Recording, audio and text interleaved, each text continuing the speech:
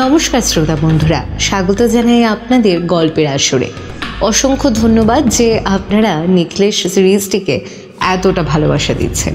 আর তার জন্যই তো আজকে আমরা সুকান্ত দাসের কলমে অদৃশ্য অপরাধ এই গল্প নিয়ে হাজির হয়েছি।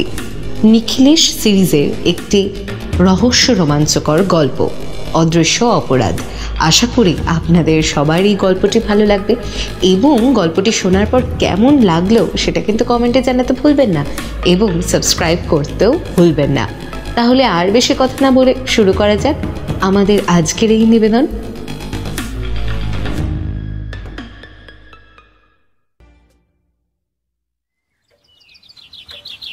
নিখিলেশের ঘরে একটু আগেই আমি এসে বসেছি। তার একটা কারণ রয়েছে। আসলে নিখিলেশের ঘরে আমাদের ঠিক উল্টো দিকে চেয়ারে বসে রয়েছেন এক ভদ্রলোক। তার মাথার চুলগুলো অবিন্যস্তভাবে ছড়িয়ে রয়েছে চারপাশে। চুলগুলো বেশ লম্বা, তাই মাঝে মাঝে সেগুলো এলোমেলোভাবে পিঠের উপর ছড়িয়ে থাকে। ভদ্রলোকের বোধহয় একটু অস্বস্তিও হচ্ছে, তাই মাঝে মাঝেই তিনি তার হাতের আঙুল মটকাচ্ছিলেন, গাল চুলকাচ্ছিলেন। তবে মুখ দেখে মনে হয় ভদ্রলোক বেশ অর্থবান পরিবারের। তার গায়ের রং ফর্সা, তার গলায় একটা সোনার চেন পর্যন্ত ঝুলছে। গায়ের পোশাকও বেশ দামি। তবে ভদ্রলোকের হাবভাব যেন কেমন। আমাদের চা দেওয়া হয়েছিল। ভদ্রলোক চা খেতে গিয়ে 3 বার সেই চা তার জামায় ফেললেন।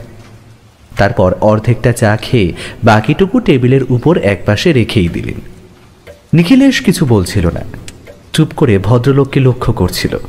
একসময় নিখিলেশ শান্ত গলায় বলে উঠল, আচ্ছা, আপনি কি কোনো কারণে অস্বস্তি বোধ করছেন?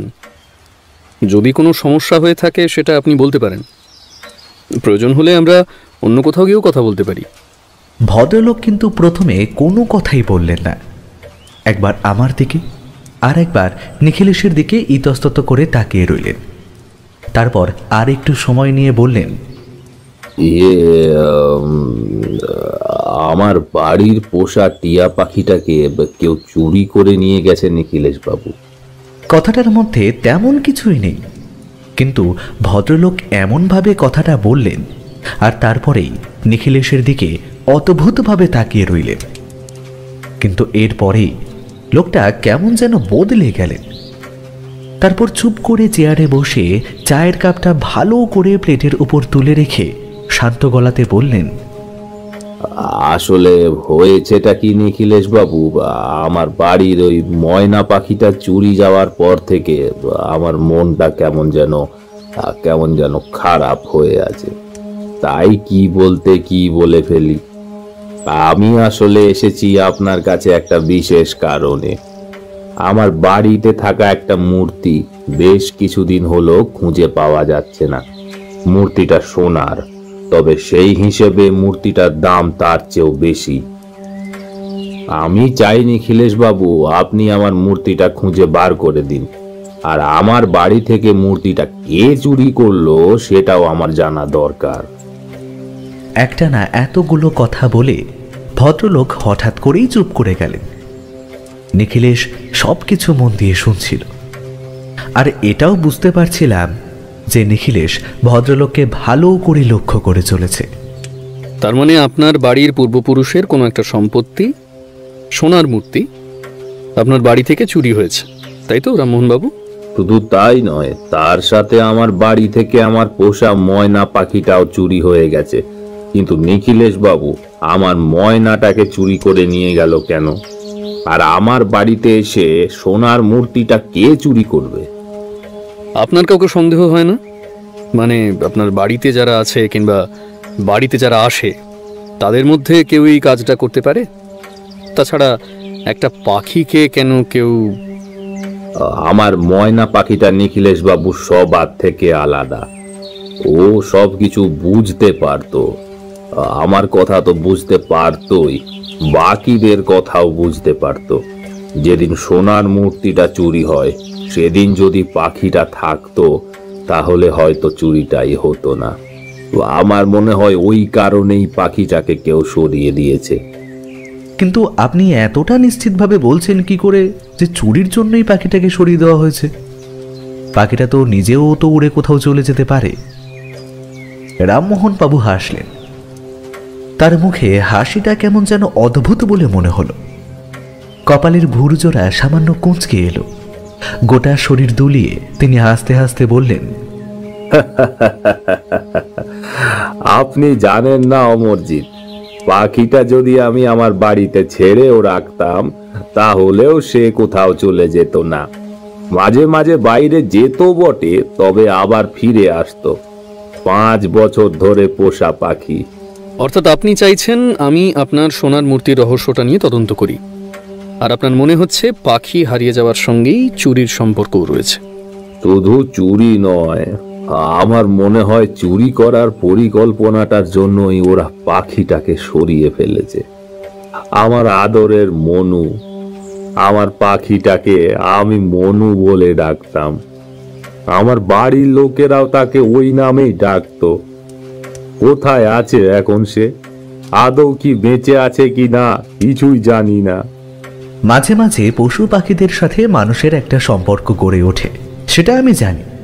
বিশেষ করে আমার যেহেতু সাহিত্য চর্চা করতে হয়, তাই এই ব্যাপারটা নিখিলেশের চেয়ে বোধহয় আমি একটু বেশি বুঝতে পারি। তাই বুঝতে পারছিলাম রামমোহনবাবু মনে মনে বেশ দুঃখিতই হয়ে পড়েছেন। সোনার মূর্তি চুরি যাওয়ার ব্যাপারটা যেমন রয়েছে, তেমন রয়েছে তার আদরের ময়না পাখি মনু হারিয়ে যাওয়ার দুঃখটাও। তাই তিনি সোনার মূর্তির কথা যতবার না বলেছেন, তার চেয়ে বেশি কিন্তু বলেছেন তার সেই পাখিটার কথা। আমি জানি নিখিলেশ বাবু, আপনি সচরাচর তেমন কোনো কেস হাতে নেন না, তবে আপনি আমার এই কেসটা হাতে না নিলে আমি যে বড় বিপদে পড়ব। আমি জানি আপনাকে পারিশ্রমিক দিয়েই কাজ করাতে হয়, তাই আপনাকে দেওয়ার জন্য আমি অগ্রিম কিছু টাকা নিয়ে এসেছি। একটা ব্যাপার পরে বুঝতে পেরেছিলাম, সেই মুহূর্তে বুঝতে পারিনি। সেটা হলো এরপর থেকেই রামমোহন বাবুর কথাগুলো কেমন যেন অসংলগ্ন হয়ে এসেছিল। নিখিলেশকে কিছু বলার সুযোগ না দিয়ে তিনি বললেন, ওটা বেচে ওরা কত টাকা পাবে? হ্যাঁ, কত টাকা পাবে? আমি ওদের ওর থেকেও বেশি দিতাম, কিন্তু ওটা যে আমার বাবা আমায় দিয়ে গেছে। জানেন নিখিলেশ বাবু, ছোটবেলায় ওটা নিয়ে আমরা কত খেলতাম। আর তারপর তো আমার মনু প্রতিদিন সকালে আমার হাতে ছোলা ভাজা খেত। যেদিন আমি থাকি না সেদিন কারো হাতে ও ছোলা ভাজা খেত না। এই সময় নিখিলেশের দিকে তাকিয়ে লক্ষ্য করলাম সে আবার রামমোহন বাবুকে দেখতে শুরু করেছে। রামমোহন বাবু এ কথা ও কথা বলে চললেন, আসলে কোনোটাই কাজের কথা নয়। তার বাড়ির কথা, এমনকি আরো অনেক কথা। তারপর আবার কিছুটা শান্ত হয়ে বসে নিখিলেশ বলে উঠল, আচ্ছা, আপনার বাড়িতে আপনার স্ত্রী ছাড়া আর কে আছে রামমোহন বাবু? আমার স্ত্রী ছাড়া আমার মেয়ে আছে নিখিলেশ বাবু। তবে দুঃখের কথা হলো আমার স্ত্রী, আমার মেয়ে কেউ আমায় খুব একটা ভালোবাসে না। কথাটা বলতে বলতে ভদ্রলোকের মুখটা কেমন যেন কালো হয়ে গেল। তবে ভদ্রলোক একটা সাদা কাগজ বার করে টেবিলের উপর রেখে যখন বললেন, আচ্ছা নিখিলেশ বাবু, এই কিছু টাকা রয়েছে আপনার অগ্রিম বাবদ। আপনি একদিন আমাদের বাড়িতে আসুন, সমস্তটা দেখে তারপর কাজ শুরু করুন। তবে যত তাড়াতাড়ি সম্ভব হয় আপনি আসেন, কারণ যত দেরি হবে বুঝতেই পারছেন। সে বিষয়ে আপনি নিশ্চিন্ত থাকুন রামমোহন বাবু। তবে অ্যাডভান্স টাকাটা আমি এখন নিলাম, কিন্তু আপনার বাড়িতে গিয়ে সবটা দেখে যদি মনে হয় কেসটা আমি হাতে নেব না, তাহলে কিন্তু আপনার অ্যাডভান্সের টাকা আমি ফিরিয়ে দেব। রামমোহন বাবু আর কিছু বললেন না, উঠে দাঁড়িয়ে একটা নমস্কার করে বেরিয়ে গেলেন দরজা দিয়ে। বাইরে যাওয়ার পরে রামমোহন বাবুর গলায় আবার কিছু টুকরো টুকরো কথা শুনতে পেলাম। একটু পরেই রামদয়াল এসে ঘরে ঢুকলো, তারপর বলল, আচ্ছা দাদাবাবু, যে লোকটা নিচে চলে গেল এই মাত্র, লোকটা পাগল নাকি? হ্যাঁ, নিজের মনে একে একে কথা বলতে বলতে যাচ্ছে। আমারও লোকটার কথাবার্তা কিন্তু খুব একটা সুবিধের বলে মনে হলো না নিখিলেশ। তুমি ভদ্রলোকের কেসটা কেন নিলে বলো তো?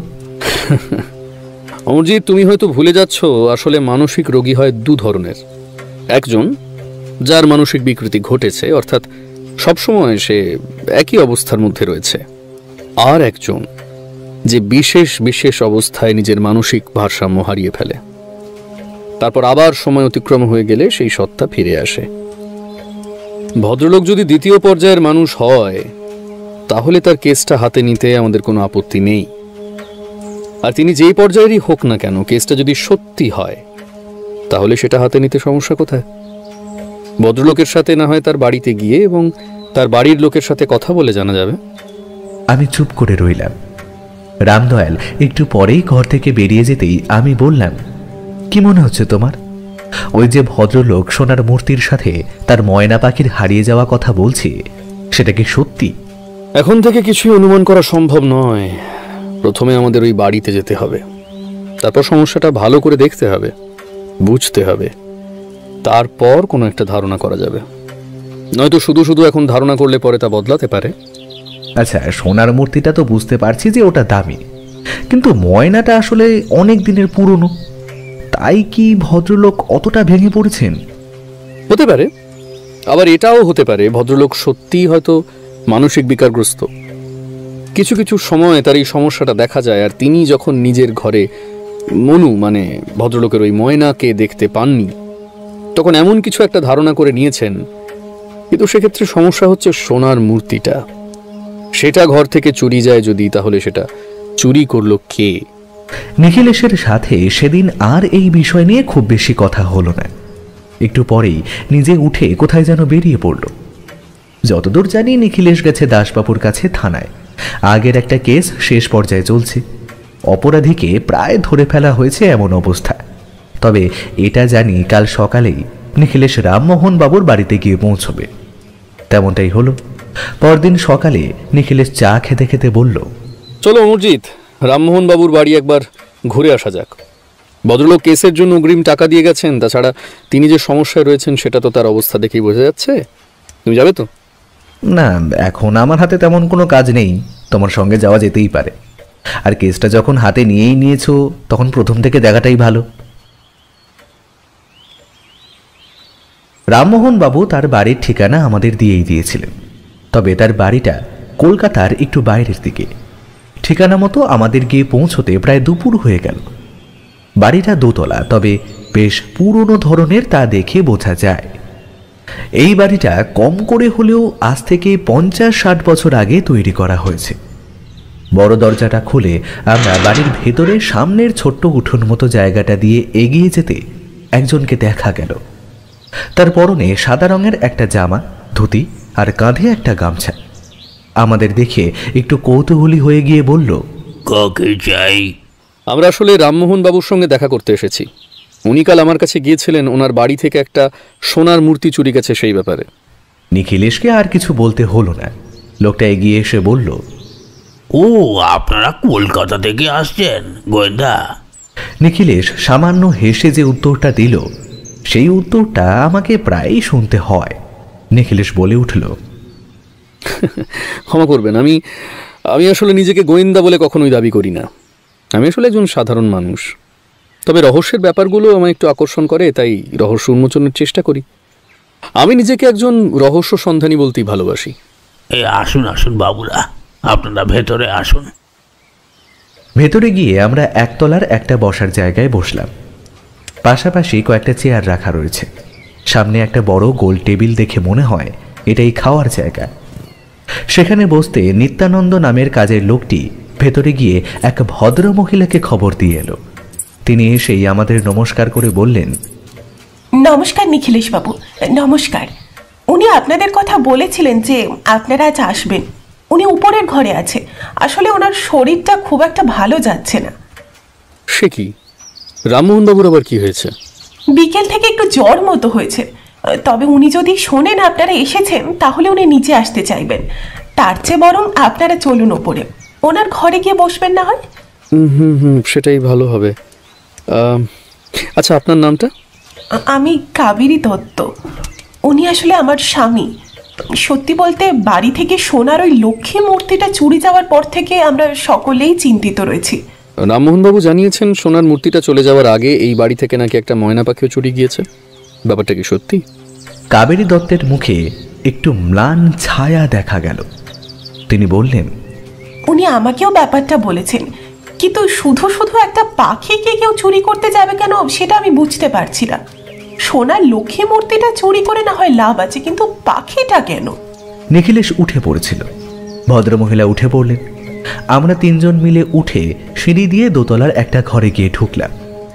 ভদ্রমহিলা আগে ঢুকতেই দেখতে পেলাম রামমোহন বাবু একটা বিছানায় শুয়ে রয়েছেন। আমাদের দেখতে পেয়ে তার মুখে একটা হাসি ফুটে উঠল। অবাক হয়ে দেখলাম তিনি একদম বাচ্চাদের মতো হেসে উঠে বললেন,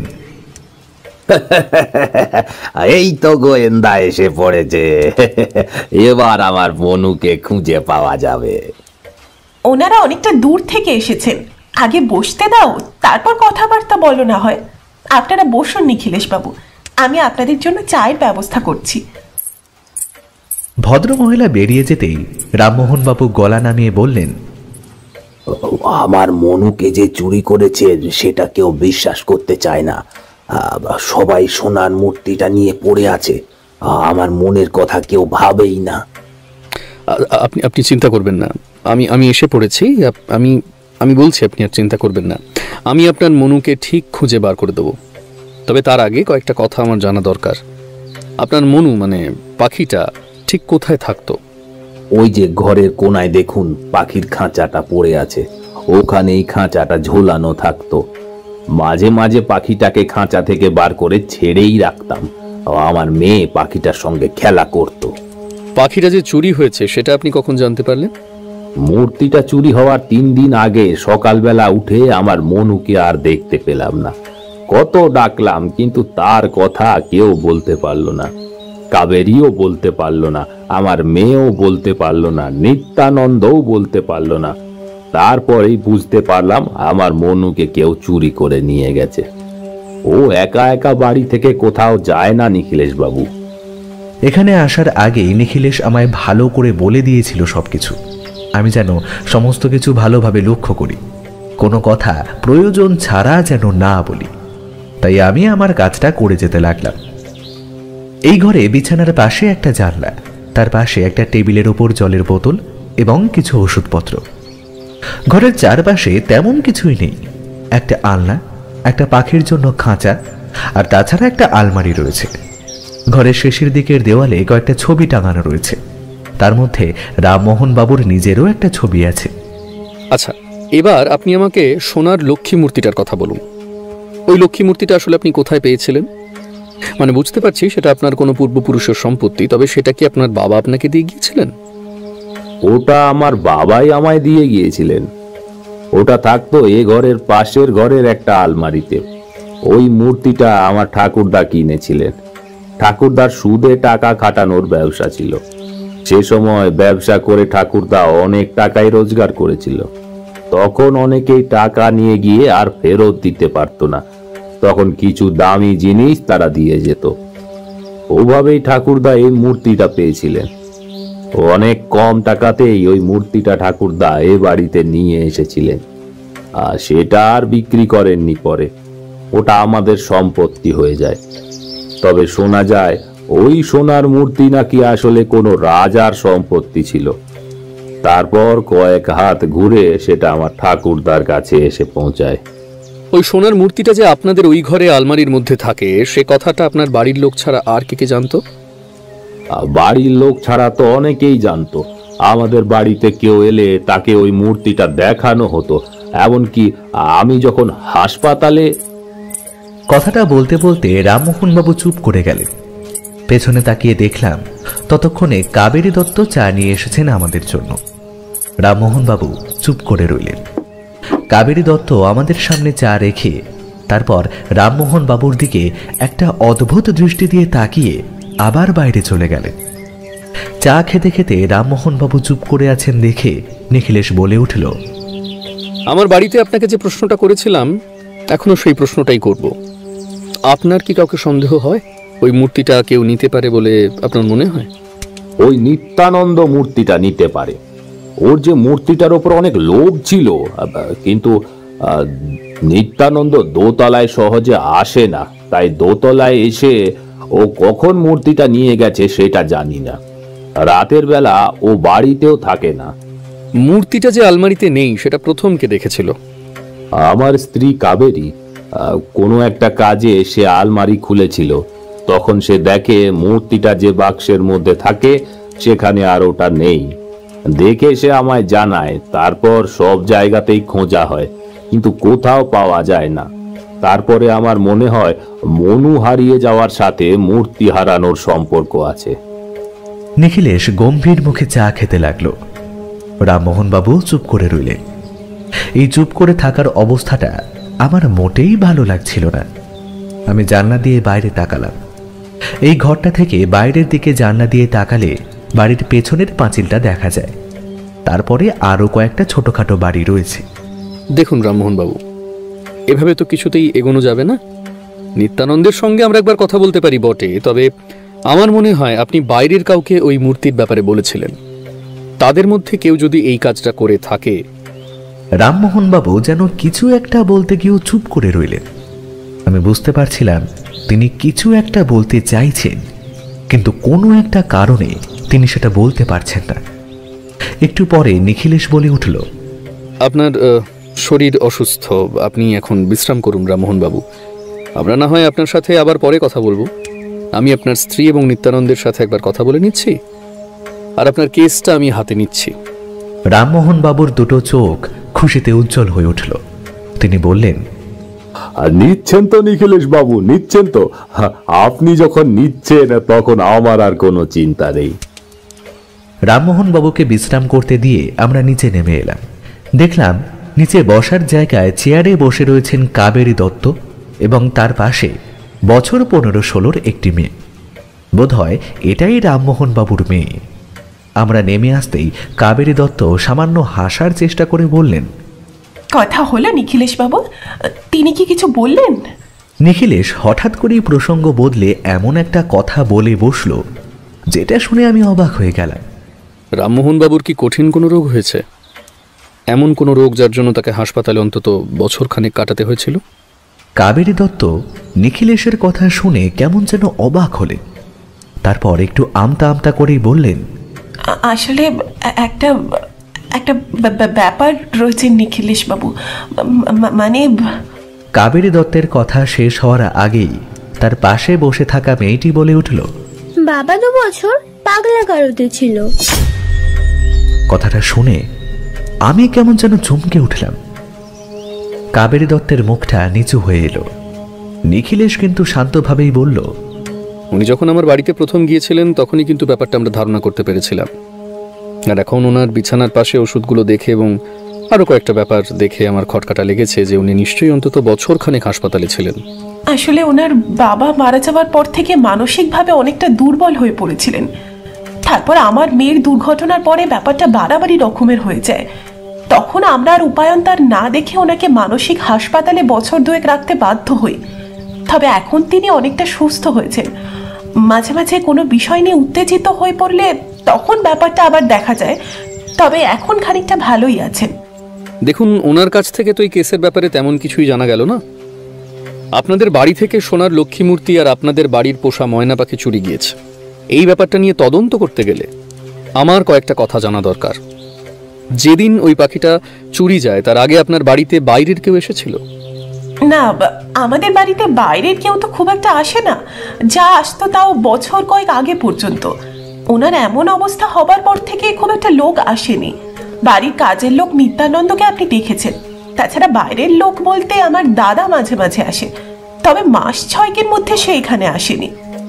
একটা লোক কিন্তু আমাদের বাড়ির আশেপাশে মাঝে মাঝে আসতো। লোকটার কাছে একটা বাঁশি থাকতো। লোকটা সে বাঁশিটা বাজাতো। আমি একদিন ছাদে দাঁড়িয়ে লোকটাকে রাস্তা দিয়ে যেতে দেখেছি। লোকটা যেতে যেতে আমাদের বাড়ির দিকে তাকাচ্ছিল। এই কথায় নিখিলেশ কেমন যেন উত্তেজিত হয়ে পড়ল। আমাদের বাড়ির মধ্যে আসেনি, তবে রাতের বেলাও আমি বাঁশির শব্দটা মাঝে মাঝে শুনতে পেয়েছি। আচ্ছা কাবেরী দেবী, আপনার স্বামী তো বোধহয় উপরের ঘরেই ঘুমন, আপনি এবং আপনার মেয়ে নিশ্চয়ই নিচের ঘরে। তার মানে রাতের বেলা আপনার স্বামী যদি ঘর থেকে বাইরে আসেন তাহলে সেটা আপনারা বুঝতে পারবেন না? হ্যাঁ নিখিলেশ বাবু, তবে রাতের বেলা উনি ঘর থেকে খুব একটা বাইরে আসেন না। আপনাদের কাজের লোকটি কি রাতে এখানেই থাকে? রাতেও এখানেই থাকে, কিন্তু নিত্যানন্দ চুরি করেছে বলে আমার মনে হয় না। অনেক বছরের পুরনো কাজের লোক ও। তাছাড়া উনি যখন বাড়িতে থাকতেন না, মানে হাসপাতালে ছিলেন, তখনও নিত্যানন্দ আমাদের এখানে সমস্ত দেখাশোনা করত। ওর কেউ কোথাও নেই, ও আমাদের বাড়ি থেকে কখনো কোথাও যায়নি, প্রয়োজন ছাড়া বাইরে বেরোয় না। নিখিলেশের মুখে একটা চিন্তার ভাঁজ ফুটে উঠতে লাগলো। সে এবার রসময়ের দিকে তাকিয়ে বলল, সেই লোকটাকে তুমি শেষবার কবে দেখেছিলে? আর বাঁশির শব্দটা শেষ কবে শুনতে পেয়েছো? বাঁশির শব্দটা আমি শেষবার কবে শুনতে পেয়েছিলাম ঠিক মনে নেই। তবে আমাদের বাড়ির ময়না পাখিটা চুরি যাওয়া আর আমাদের সোনার লক্ষ্মী মূর্তি চুরি যাওয়ার কয়েকটা দিন আগে আমি বাঁশির শব্দটা শুনতে পেয়েছি। তারপরে কিন্তু আর তেমন কিছু শুনতে পাইনি। এই ব্যাপারটা আমিও শুনেছি, আমার মেয়েও আমায় ব্যাপারটা বলেছিল। তবে এই সব কিছুর সাথে আমাদের সোনার লক্ষ্মী মূর্তি চুরি যাওয়ার কোনো সম্পর্ক আছে বলে আমার মনে হয়নি বলে ব্যাপারটা তেমন গুরুত্ব দিইনি। একটা কথা বলুন আমায়, আপনার স্বামী কোন মানসিক হাসপাতালে ভর্তি ছিল তার ঠিকানাটা আমায় একবার দেবেন। আর তিনি কবে ওখান থেকে ছাড়া পেয়েছেন, আর মোটামুটি যা কিছু আপনার জানা আছে সমস্ত কিছু আমাকে বলবেন। হাসপাতালের ঠিকানা আমি আপনাকে দিয়ে দিচ্ছি। তবে উনি সেখান থেকে ফিরেছেন প্রায় মাস 6 হলো। তবে তবুও মাঝে মাঝে ডাক্তার দেখানোর জন্য ওনাকে নিয়ে যেতে হয়। আপনি কি কিছু সন্দেহ করছেন নিখিলেশ বাবু? নিখিলেশ গম্ভীর গলায় বলে উঠল, সন্দেহ করার জন্য একটা ভিত্তি থাকা প্রয়োজন, সেটাই আমি খুঁজতে চাইছি। আচ্ছা, আর একটা প্রশ্ন, যে সোনার মূর্তিটার কথা আপনি বলছেন, সেই সোনার মূর্তিটা কি আপনাদের কাছে কেউ কিনতে চেয়েছিল? না, এমন তো হতেই পারে, দামি জিনিস কেনার জন্য অনেকেই থাকে। কাবেরী দত্ত বেশ কিছুক্ষণ চিন্তা করল, তারপর বলল, না নিখিলেশ বাবু, তেমন কিছু তো আমার মনে পড়ে না। কাবেরী দত্ত কিংবা তার মেয়ের কাছ থেকে আর তেমন কিছু জানা গেল না। তবে একটা লোকের কথা বোঝা গেল, যে লোকটা বাড়ির আশেপাশে মাঝে মাঝে আসতো আর সে একটা বাঁশি বাজাতো, কিন্তু তাকে বাড়ির মধ্যে ঢুকতে কেউ দেখেনি। তাহলে দোতলায় উঠে সোনার মূর্তিটা ওখান থেকে নিয়ে গেল কে? নিত্যানন্দের উপর যে একটু সন্দেহ হতে লাগলো সেটাই স্বাভাবিক। ফিরে আসার আগে নিত্যানন্দের সাথে দেখা হলো।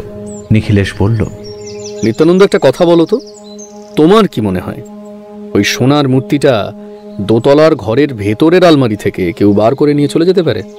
নিত্যানন্দ আমাদের কথা শুনে একবার এদিকে ওদিকে তাকালো, তারপর চাপা স্বরে বলল, বাবু, আমার কিন্তু একটা কথা মনে হয়। আমার মনে হয় ওই আমাদের বাবুই ওই সোনার মূর্তিটা বার করে কোথাও একটা রেখেছে, এখন মনে করতে পারছে না। আপনি তো জানেন না, বাবু সুস্থ নয়, বাবুর মাথায় ব্যারাম আছে। কিন্তু তোমার দিদিমণি তো বলল তার মাথার গোলমাল এখন খানিকটা স্বাভাবিক হয়ে গেছে। তাছাড়া নিজের বাড়ির জিনিস সে নিজে বার করে রাখবে কোথায়? আপনি জানেন না বাবু, আমাদের বাবুর মাথায় গোলমাল এখন ঠিক হয়ে গেছে, কিন্তু ওই মাঝে মাঝে সেটা আবার বেড়ে যায়। কোনো গান শুনলে কিংবা কোনো জোরে শব্দ শুনলে আবার ওই পাগলামিটা বেড়ে যায়। এই কথায় নিখিলেশ কেমন যেন অবাক হয়ে নিত্যানন্দের দিকে তাকিয়ে বলে, গান শুনলে? কিন্তু তুমি এই ব্যাপারটা কি করে জানলে? পাশের বাড়ির ভবানী বাবু রোজ সকালে রেডিওতে গান চালাতো। ওই গানের শব্দ সকালে বাবুর কানে এসে লাগতো। তারপরেই সকালে বাবু চেঁচামেচি শুরু করে দিত। তারপর তো ভবানী বাবুকে বলে তার রেডিও বন্ধ করে দেওয়ার কথাও বলেছিল দিদিমণি। ভবানী খুব ভালো লোক, তাই রাজি হয়েছে। গান চালায় বটে, কিন্তু খুবই আস্তে আস্তে। বড় অদ্ভুত ব্যাপার, গান শুনলে ওনার পাগলামি বেড়ে যায় কিংবা জোরে শব্দ শুনলে। আচ্ছা, এই ময়না পাখি যেটা তোমাদের বাড়িতে ছিল তার ব্যাপারে আর বলবেন না বাবু, পাখিটাকে আমি নিজের হাতে সকালে খেতে দিতাম। বাবু তো বছর 2 বাড়িতেই ছিল না, তখন আমি খেতে দিতাম। পাখিটার উপর বড্ড মায়া পড়ে গিয়েছিল। পাখিটাও কিন্তু বেশ ভালো কথা বলতে পারত। একবার কোনো কথা শুনলে সে কথা বলতেই থাকতো, তারপর সুর করে গান করত।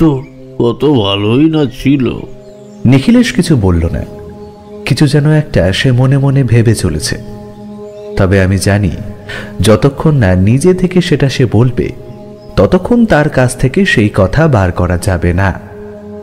নিত্যানন্দ তখনও বলে চলেছে, দিদিমণি ভালো মানুষ বাবু, সাক্ষাৎ লক্ষ্মী। আর মেয়েটাও তেমনি হয়েছে, শান্ত, শিষ্ট, মিষ্টি। কিন্তু বাবুর মাথা খারাপ হয়ে যাওয়ার পর থেকে বাবু কেমন যেন বদলে গেল। আগে বাবু ভালো ছিল, এখন আমায় দু চোখে দেখতে পায় না। বাবু মনে করে ওই সোনার লক্ষ্মী মূর্তি নাকি আমি চুরি করেছি। আমি চুরি করে যাবোটা কোথায়? হ্যাঁ, আজ এত বছর হয়ে গেল আমি এই বাড়িতেই আছি। লক্ষ্মী মূর্তিটা নিয়ে পালানোর হলে তো আগেই চলে যেতে পারতাম। দেখো নিত্যানন্দ, এ বাড়িতে বাড়ির লোক ছাড়া রয়েছ তুমি, তাই প্রথম সন্দেহ কিন্তু তোমার উপরেই গিয়ে পড়বে। তাই তুমি যদি এ ব্যাপারে কিছু জেনে থাকো তাহলে সেটা আমায় বলে দিতে পারো। এই কথা শুনে নিত্যানন্দের দুটো চোখ কেমন যেন হয়ে গেল। বোঝা গেল সে ভীষণ ভয় পেয়েছে। সেভাবেই কাঁপা কাঁপা গলায় বলল, আমি আমি সত্যি বলছি বাবু, আমি এ ব্যাপারে কিছুই জানি না। আমার যা মনে হয়েছে আমি তো আপনাকে বললাম। আর ওই পাখি চুরি যাওয়ার আগে কিংবা সোনার লক্ষ্মী মূর্তি চুরি যাওয়ার আগে আমি বাইরের কাউকে বাড়িতে আসতেও দেখিনি যে আমি কারো নাম বলবো। নিখিলেশ এবার একটু গলা চড়িয়ে বলল, যদি বাইরের কেউ এ বাড়িতে না আসে তাহলে ওই পাখিটা না হয় হাওয়ায় উড়ে বাইরে চলে যেতে পারে, কিন্তু সোনার লক্ষ্মী মূর্তিটা বাইরে গেল কিভাবে, তাও বন্ধ আলমারির ভেতর থেকে? আমি জানি নিখিলেশ এই সময় কথা বলতে বারণ করেছিল, কিন্তু একটা কথা এই মুহূর্তে আমার হঠাৎ করে মনে পড়ে গেল। তাই নিখিলেশকে একটু পাশে এনে বললাম, দেখো নিখিলেশ, পাখিটার কথা আমি বলতে পারছি না, তবে মূর্তিটা তো আর ওই আলমারি থেকে একা একা বাইরে যাবে না। তুমি যেটা বললে, আমার মনে হয় নিত্যানন্দ যেটা বলছে সেটা পুরোপুরি অবিশ্বাস করা যায় না। কোনো সময় যদি রামমোহন বাবুর মাথায় আবার গন্ডগোল হয়, সেই মুহূর্তে তিনি যদি মূর্তিটা বার করে থাকেন, আবার তারপরে তিনি স্বাভাবিক হয়ে যাওয়ার পরে ব্যাপারটা ভুলে গেছেন, এমন তো হতেই পারে। তুমি যেটা বলতে চাইছো সেটা আমি বুঝতে পারছি অমরজিৎ, কিন্তু সমস্যা হলো রামমোহন বাবু অকারণে কেন এই কাজটা করবেন? তার মাথার সমস্যা তো সব সময় হচ্ছে না, কোনো একটা বিশেষ সময় হচ্ছে। সেটা যদি দিনের বেলা হয় তাহলে কেউ না কেউ তাকে ওই ঘরে ঢুকতে দেখতো, কিংবা আলমারি খুলে মূর্তি বার করার সময় কোনো শব্দ অন্তত শুনতে পেত। তাহলে এমন কি হলো যে কেউ জানতেই পারলো না, অথচ তিনি আলমারি থেকে মূর্তিটা বার করে ফেললেন? আর সবচেয়ে বড় প্রশ্ন, তাহলে মূর্তিটা গেল কোথায়? এই কথার উত্তর আমার কাছে ছিল না, তাই আমি চুপ করে রইলাম। নিত্যানন্দের সাথে আরো কিছুক্ষণ কথা বলে নিখিলেশ অনেকভাবে তার কাছ থেকে কথা বার করার চেষ্টা করল, কিন্তু এক সময় নিত্যানন্দ কথা বলতে বলতে কেঁদে ফেলল। বলল, বাবু, এ বাড়ির লোকেদের আমি নিজের লোক ছাড়া কখনো ভাবিনি। আজ 8 বছর হয়ে গেল আমি এখানে আছি। ওই মেয়েটাকে আমি নিজের মেয়ের মতো মানুষ করেছি। দিদিমণি এ বাড়িতে কোনো কিছু করার আগে সব সময় আমার কাছে জিজ্ঞাসা করে নেয়। আমাকে ওরা নিজের বাড়ির লোকের মতোই মনে করে। বাবু বাবু আমায় তাই মনে করতো, কিন্তু বাবুর মাথা খারাপ হয়ে যাওয়ার পর বাবু অকারণে সবাইকে সন্দেহ করে। আমি চুরি করিনি বাবু, আমি সত্যি বলছি, আমি চুরি করিনি। নিখিলেশ আর নিত্যানন্দকে তেমন কিছু বলতে পারল না। নিত্যানন্দ কাঁধের গামছায় চোখের জল মুছতে মুছতে বলল,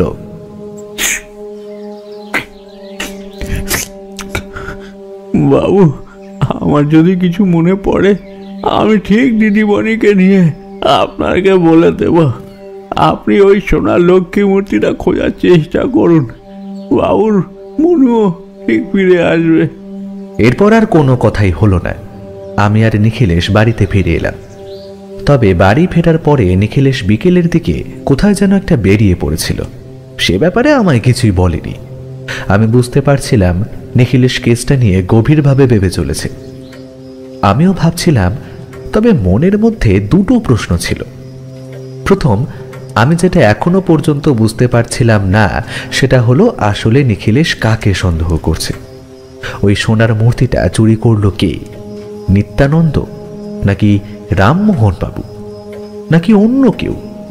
আর দ্বিতীয় যেটা আমি ভাবছিলাম, সেটা নিখিলেশ হয়তো নিজেও ভাবছিল, ওই বাঁশি নিয়ে আসা লোকটা আসলে কে, যাকে রসময় ওই বাড়ির ছাদ থেকে দেখতে পেয়েছিল? সেই লোকটা বাড়ির আশেপাশে বাঁশি বাজাচ্ছিল কেন? তবে লোকটা বাড়ির ভেতরে আসেনি, বাড়ির বাইরে থেকে লোকটা কি করতে চাইছিল? এমন একটা লোক বাড়ির ভেতরে নজর রেখে যাবে যাকে কেউ চেনে না? তাহলে কি লোকটা সেই সোনার লক্ষ্মী মূর্তির কথাটা জানতো, তার জন্য এখানে এসেছিল? গোটা সন্ধেটা এভাবেই কেটে গেল। নিখিলেশ ফিরে এলো অনেকটা রাত্রির দিকে। তারপর আর কোনো কথা না বলে রাতের খাওয়া দাওয়া সেরে নিজের ঘরে ঢুকে পড়ল।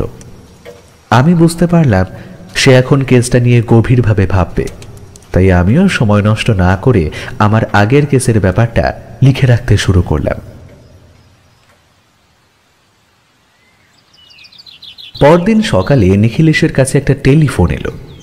আমি তখন ব্যালকনির কাছে দাঁড়িয়ে বুঝতে পারলাম নিখিলেশ টেলিফোনে কারোর সাথে কথা বলছে। বেশ কিছুক্ষণ পর টেলিফোন রেখে নিখিলেশ আমায় তার ঘরে ডাকলো। ঘরে যেতে দেখি নিখিলেশ চেয়ারে বসে টেবিলের কাছে একটা খাতা খুলে রেখে তাতে কিছু লিখে চলেছে। আমায় ঢুকতে দেখে বলল, নিশ্চয়ই ভেবেছো তোমায় না নিয়ে আমি কাল কোথায় গিয়েছিলাম। আসলে কাল ফিরতে যে আমার খানিকটা দেরি হবে সেটা বুঝতে পেরেছিলাম, তাই তোমায় নিয়ে যাইনি। যদি তুমি বাড়িতে থাকো তাহলে কৃষ্ণাকে তুমি কোনোভাবে বুঝিয়ে সুঝিয়ে শান্ত রাখতে পারবে, আমি জানি। তবে আমরা দুজন যদি বেরিয়ে পড়ি তাহলে ফিরে আসার পর যে একটা কুরুক্ষেত্র হবে সেটা নিশ্চয়ই তোমার জানা রয়েছে। তাই অকারণে আমার উপর রাগ করে থেকো না, আমি একটা কাজে গিয়েছিলাম।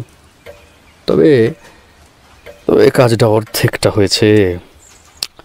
এবার তোমায় আমি কয়েকটা প্রশ্ন করব, সেই প্রশ্নগুলোর উত্তর তুমি আমায় দেবে, তাহলে বুঝতে পারবো আমি কি ভাবছি আর তুমি কি ভাবছো।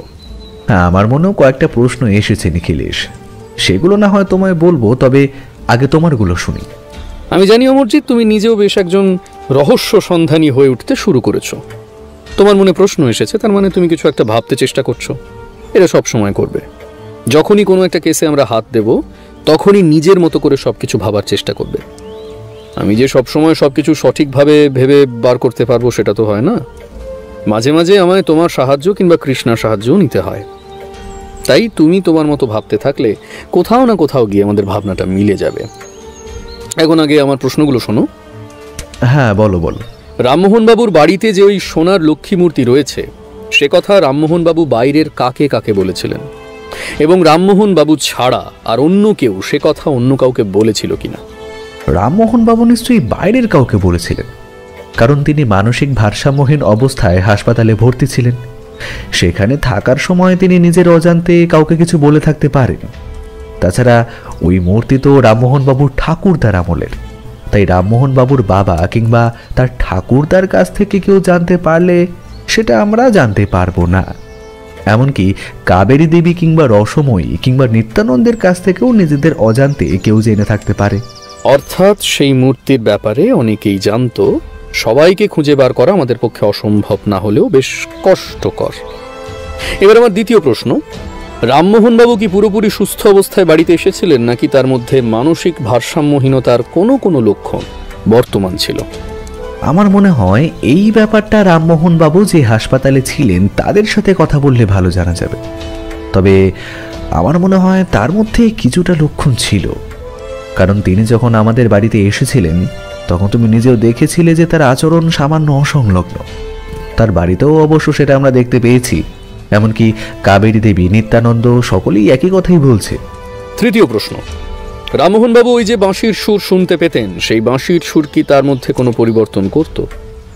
একবার ভেবে দেখো, যে বাঁশির সুর নিচের ঘরে রসময়ী কিংবা কাবেরী দত্ত, এমনকি নিত্যানন্দ পর্যন্ত আশা করি শুনতে পেত, সেটা উপরের ঘরে থাকা রামমোহনবাবুও নিশ্চয়ই শুনতে পেতেন। তিনি গানের শব্দে সামান্য রেগে উঠতেন। তাহলে বাঁশির শব্দ তার মধ্যে নিশ্চয়ই পরিবর্তন আনবে। সেটা যদি নিত্যানন্দ মিথ্যে না বলে আর যদি ব্যাপারটা ঠিক হয়, তাহলে বাঁশির শব্দ শুনে তার মধ্যে সামান্য পরিবর্তন আসতে পারে। কিন্তু আমি শেষ করতে দাও।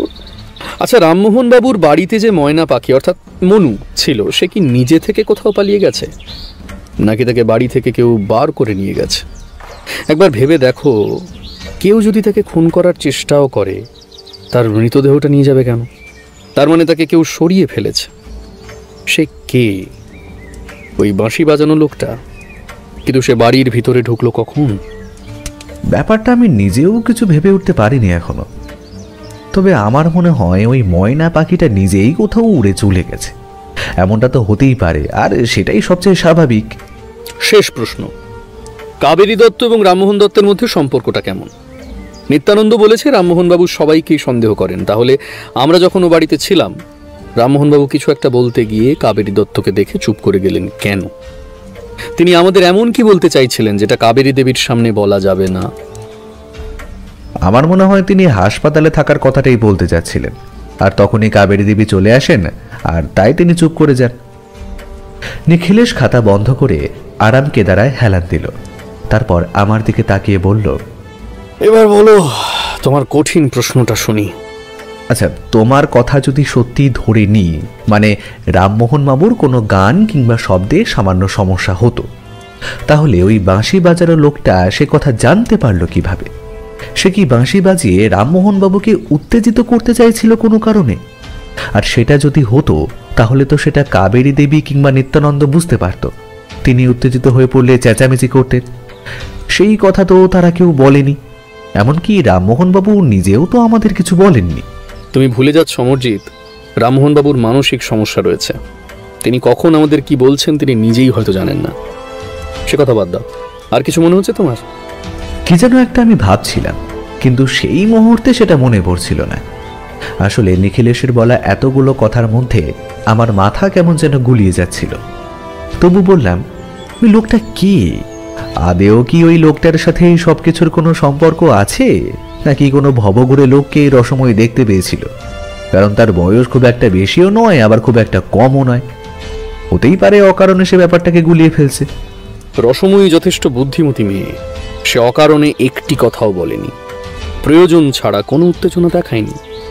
তার বয়সী মেয়ের মধ্যে এমন একটা ব্যাপার থাকা তার বুদ্ধির পরিচয় দেয়। তাই তার কথা কখনো ফেলে দেওয়া যাবে না। ওই লোকটাকে খুঁজে বার করা দরকার, কিন্তু সমস্যা হলো সোনার মূর্তি আর পাখি চুরি যাওয়ার পর লোকটাকে আর দেখা যায়নি কেন? কেন কেন কেন চুরিটা করলো কে? নিখিলেশ আর আমি ঘরের মধ্যে চুপ করে বসে রইলাম। খোলা জানলা দিয়ে হাওয়া ঢুকে আমাদের গায়ে এসে লাগতে শুরু করলো। অনেকদিন পর এমন একটা কেস হাতে এসেছে যেখানে এখনো পর্যন্ত কোনো সূত্র আমরা খুঁজে পাইনি, শুধুমাত্র ওই বাঁশি বাজানো লোকটা ছাড়া। তাও যাকে ভালোভাবে রসময় দেখতে পায়নি। এই একটা মাত্র সূত্রের ওপর ভিত্তি করে নিখিলেশ ওই সোনার মূর্তি খুঁজে বার করতে কি পারবে? সত্যিই কিন্তু আমার মনে হচ্ছিল নিখিলেশের কাছে কেসটা বড্ড শক্ত হয়ে গেছে, কারণ জানার মতো তেমন কিছুই নেই।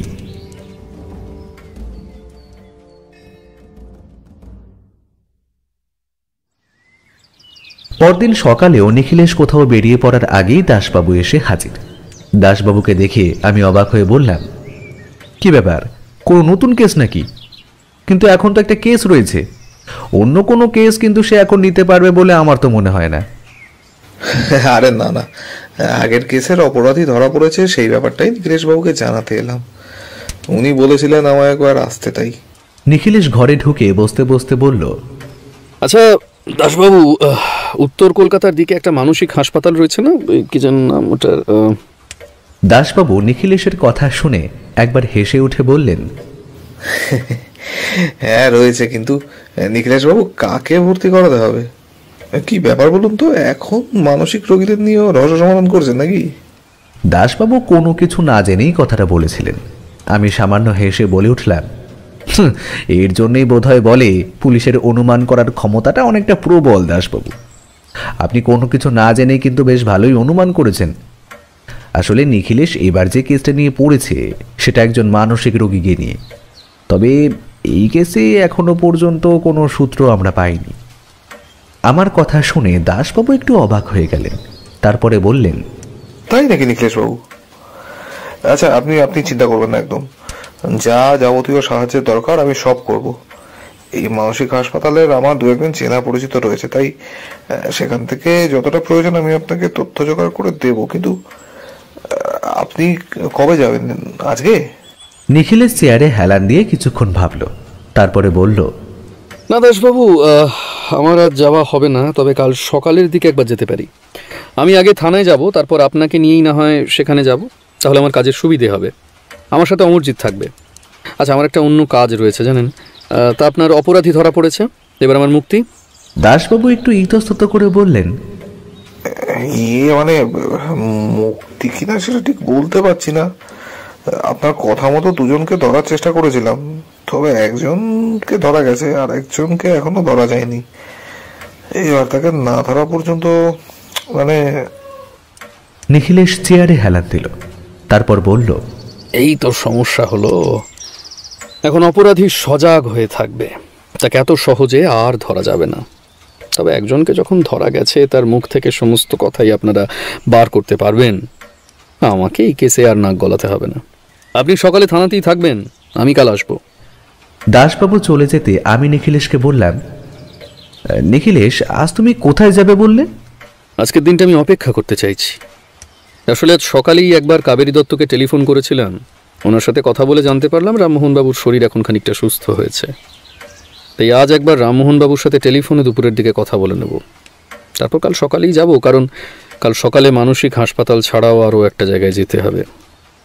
আজকের দিনটা অপেক্ষা করতে চাইছি, যদি আরও কিছু জানা যায়। আজ বিকেলে তুমি আর আমি একবার রামমোহনবাবুর বাড়িতে যাব, একটা কাজ আছে। বিকেলের দিকে আমি আর নিখিলেশ বেরিয়ে পড়লাম রামমোহন বাবুর বাড়িতে যাওয়ার উদ্দেশ্যে। তবে মাঝপথে কিন্তু আমাদের সাথে যুক্ত হলো আরও একজন। তাকে আমি কখনোই দেখিনি। নিখিলেশও তার ব্যাপারে তেমন কিছুই বলল না, তবে দেখতে পেলাম তার হাতে একটা সাদা রঙের কাগজ মোড়ানো রয়েছে। আমরা কোনো কথা না বলে রামমোহন বাবুর বাড়িতে গিয়ে পৌঁছলাম। বাড়িতে ঢুকতেই দেখি নিত্যানন্দ এবং কাবেরী দত্ত বাইরের বসার ঘরেই বসে রয়েছে। আমাদের দেখতে পেয়ে কোনো কথাই বললেন না। নিখিলেশ ইশারা করতেই নিখিলেশ আর সেই লোকটা সিঁড়ি দিয়ে উঠে গেল উপরের দিকে। আমি নিচে বসে রইলাম বোকার মতো। কি হয়ে চলেছে আমি কিছুই বুঝতে পারছিলাম না। একটু পরেই শুনতে পেলাম একটা বাঁশির শব্দ, আর সেই বাঁশির শব্দটা শোনার পরেই বুঝতে পারলাম আমাদের সঙ্গে যেই লোকটা এসেছে সে আসলে উপরে দোতলার ঘরের কাছে গিয়ে বাঁশি বাজাচ্ছে, আর নিখিলেশ ওপরে কিছু একটা করছে। তবে এই সব কিছুর মধ্যে আসলে যে কি করতে চাইছি সেটা আমি বুঝতে না পেরে একবার কাবেরী দত্ত আর একবার নিত্যানন্দের দিকে তাকিয়ে রইলাম। একটু পরেই নিচের ঘর থেকে রসময়ী নিজেও বেরিয়ে এলো। প্রায় 15 মিনিট পরে উপর থেকে নেমে এলো নিখিলেশ আর সেই লোকটা। নিখিলেশ সেই লোকটার সাথে ঘরের বাইরে গিয়ে কিছু কথাবার্তা বলে বোধহয় তাকে চলে যেতে বলল। তারপর আমাদের কাছে এসে বসল। দেখুন কাবেরী দেবী, একটা অনুমান আমি করতে পারছি, তবে তার জন্য আমায় রামমোহনবাবু যে হাসপাতালে ছিলেন তাদের সাথে কথাবার্তা বলতে হবে। আমার খানিকটা সময় লাগবে। রামমোহনবাবুর সাথে আপনারা এমন কোনো ব্যবহার করবেন না যাতে তিনি উত্তেজিত হয়ে পড়েন। তার সাথে অতি স্বাভাবিকভাবে থাকার চেষ্টা করবেন। তারপর বাকিটা আমি দেখছি কি করা যায়। নিখিলেশ বাবু, আপনারও কি মনে হয় বাঁশির শব্দটার জন্য ওনার মধ্যে কিছু একটা পরিবর্তন হয়েছে? আমি যতটা জানি, মানসিক ভারসাম্যহীন মানুষদের ক্ষেত্রে শব্দ কিন্তু একটা গুরুত্বপূর্ণ অস্ত্র। এই শব্দকে খুব সঠিকভাবে কাজে লাগাতে পারলে মস্তিষ্কে একটা প্রভাব ফেলা যায়, অনেকটা সম্মোহনের মতো কাজ করে ব্যাপারটা। তাই এক্ষেত্রে রামমোহন বাবুর কাছে বাঁশির শব্দটা সম্মোহনের মতো কাজ করেছে কিনা সেটা আমাদের খুঁজে বার করতে হবে। তার জন্য আমাদের বেশ খানিকটা সময় লাগবে। এই সময়ের মধ্যে রামমোহনবাবু যেন বাড়ি থেকে কোথাও না যায়, আর প্রয়োজন হলে আপনারা তাকে চোখে চোখে রাখার চেষ্টা করবেন। বাঁশির শব্দ শুনতে পেলেই কিন্তু আপনারা রামমোহনবাবুর উপর নজর রাখবেন আরো ভালো করে। বাবু বাবু আমাদের ঠিক হয়ে যাবে তো বাবু? বাবুর কোনো ক্ষতি হবে না তো? তার জন্যই আমি চেষ্টা করছি নিত্যানন্দ, আশা করছি সবটা ঠিক করে দিতে পারবো। তবে ময়না পাখিটা কোথায় গেল সে ব্যাপারে কিন্তু আমি এখনো কিছুই জানতে পারিনি। নিখিলেশ আর আমি বেরিয়ে এলাম রামমোহন বাবুর বাড়ি থেকে। পথে নেমে নিখিলেশকে বললাম, ওই লোকটাকে তুমি বাঁশি বাজানোর জন্য নিয়ে এসেছিলে কেন বলো তো? বাঁশির শব্দ রামমোহন বাবুর উপর ঠিক কেমন প্রভাব ফেললো? যাকে আমি নিয়ে এসেছিলাম সে একজন বাঁশি বাজানোর ওস্তাদ। 2-3টে সুর তাকে বাজাতে বললাম, এক একটা সুর কিন্তু এক এক রকম প্রভাব ফেলেছিল রামমোহন বাবুর উপরে। তিনি ঘুমিয়েছিলেন, অথচ আমি বুঝতে পারছিলাম তার পরিবর্তনগুলো, কারণ কাবেরী দেবীকে আগেই বলা ছিল তার ঘরের দরজা বাইরে থেকে বন্ধ করে ঘরের আলো জ্বালিয়ে রাখতে। আমার বিশ্বাস ওই বাঁশিওয়ালা লোকটার বাঁশির শব্দের কোনো প্রভাব রামমোহন বাবুর উপর পড়েছে, কিন্তু এখানেও একটা খটকা রয়েছে। ওই বাঁশিওয়ালা লোকটা জানলো কি করে বাঁশির প্রভাব রামমোহন বাবুর উপর পড়বে? একটা কথা আমার অনেকক্ষণ ধরে মনে হচ্ছিল, তাই এবার সেটা বলে ফেললাম। বাঁশিওয়ালা নিশ্চয়ই জানতো রামমোহন বাবুর মানসিক সমস্যা রয়েছে, আর এই ব্যাপারটা রামমোহন বাবুর বাড়ির কাছ থেকে জানতে না পারলেও হাসপাতাল থেকে জানতে পারার কিন্তু একটা সুযোগ আছে। এমন কিছু হয়নি তো যে ওই হাসপাতাল থেকে কেউ রামমোহন বাবুর পিছনে এখানে এসেছে? কথাটা আমিও ভেবেছি, কিন্তু তাহলে এতদিন পরে কেন? রামমোহন বাবু ছাড়া পেয়েছেন মাস 6 আগে, তাহলে মাত্র মাস খানেকের মধ্যে ব্যাপারটা হলো কেন? 5 মাস অপরাধী কোথায় ছিল? এই প্রশ্নের উত্তর আমার জানা ছিল না, তাই আমি চুপ করে রইলাম। সেদিন বাড়ি ফিরে নিখিলেশ অনেকক্ষণ ধরে তার ঘরে আলো জ্বালিয়ে খাতায় কি সব যেন লিখল। আমিও নিজের কাজ করতে লাগলাম। বেশ বুঝতে পারছিলাম কাল সকালে দাসবাবুর সাথে ওই মানসিক হাসপাতালে গেলেই আমরা একটা সূত্র খুঁজে বার করতে পারবো, আর তারপরে সেই সূত্র ধরে নিখিলেশ পৌঁছতে পারবে অপরাধী পর্যন্ত। কিন্তু নিখিলেশের ভাবনা যদি সঠিক হয়, তাহলে এমন একটা অদ্ভুত ব্যাপার এর আগে আমরা কখনো দেখিনি। বাঁশি বাজিয়ে কোনো মানুষকে প্রভাবিত করা, তাহলে কি সোনার লক্ষ্মী মূর্তি রামমোহন বাবু নিজেই? পরদিন সকালে ঘুম ভেঙে উঠে নিখিলেশের ঘরের কাছে গিয়ে দেখি তার ঘরের দরজা খোলা। নিখিলেশ গম্ভীর মুখে চেয়ারে বসে রয়েছে। তার মুখটা অমন দেখে বললাম, কি ব্যাপার, তোমার না দাসবাবুর সাথে হাসপাতালে যাওয়ার কথা, কখন বেরোবে? নিখিলেশ আমার দিকে তাকালো না, গম্ভীর মুখে সামনের দিকে তাকিয়ে থাকতে থাকতে বলল, অমরজিৎ, একটা খবর আছে। রামমোহন বাবুর পোষা ময়না, অর্থাৎ ওই পাখি মনু, আধখানা মৃতদেহটা পাওয়া গেছে রামমোহন বাবুর বাড়ির পেছনের দিকের পাঁচিলের ওপাশে। দেখে মনে হচ্ছে কুকুর কিংবা অন্য কোনো পশু খানিকটা খেয়েছে, তবে ওটা যে মনুর মৃতদেহ সেটা বাড়ির সকলে শনাক্ত করেছে। এমনকি রামমোহন বাবু নিজেও খানিকটা ভেঙে পড়েছেন। আমি কথা শুনতে শুনতে সামনের চেয়ারে ধপ করে বসে পড়লাম। তারপর বললাম, তার মানে রামমোহন বাবু ঠিকই বলেছিলেন, ওই সোনার লক্ষ্মী মূর্তি চুরি করার জন্য আগে পাখিটাকে ওখান থেকে সরানো হয়েছিল, কারণ পাখিটা বোধহয় অপরাধীর পথে একটা বাধা তৈরি করেছিল। কিন্তু খটকা খটকা খটকা অমরজিৎ, খটকা একটাই, বাড়ির ভিতরে ঢুকে পাখিটাকে যদি কেউ খুন করে, তাহলে তার মৃতদেহটা বাইরে নিয়ে গিয়ে ফেললো কেন? ব্যাপারটা ঘটে গেল অথচ কেউ দেখলো না, তাহলে অপরাধী কি ওই বাড়ির মধ্যেই আছে? আমি নিখিলেশের চিন্তিত মুখের দিকে তাকিয়ে রইলাম। কেসটা অনেক সহজ হয়ে এসেছিল বলে মনে হয়েছিল, কিন্তু এবার মনে হলো আবার প্রথম থেকে শুরু করতে হবে।